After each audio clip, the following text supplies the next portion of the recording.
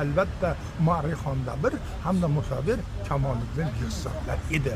Ularni ham mehnatlari beqiyosdir. Atatürk Alloh taolo u dunyoda ota ona bola chaqa ko'rishmaydi, lekin yaqin do'stlar albatta ko'rishadi, ko'rishtiraman degan Allohning va'dasi bor.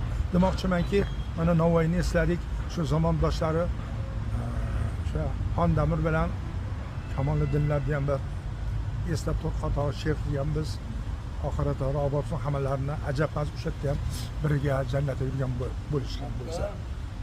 Qarang, daholar ko'p o'tgan Sharqi To'ronda, daholar ko'p o'tgan Sharqi To'ronda nomlarin yod etmoq farzdir har anda. Shunday siymolardan Xondamir Behzod mashhur sanaylar butun jahonda.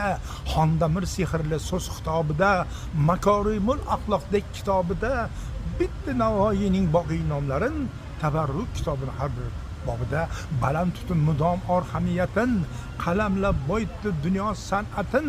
Kamoliddin Behzod ko'z tikib bedor naqsh etdi Hazratning yorqin suratin.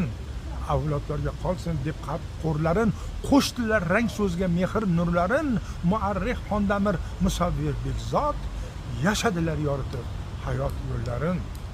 Xullas ikki buyuk siymo ruhiga doim ta'zim etajakmiz bo'libon qoyim. Pirning nazariga tushgan zotlarni Alloh rahmat etgan bo'lsin iloyim. Rahmat. Ko'p o'tgan. Sog' bo'ling, rahmat, sog' bo'ling.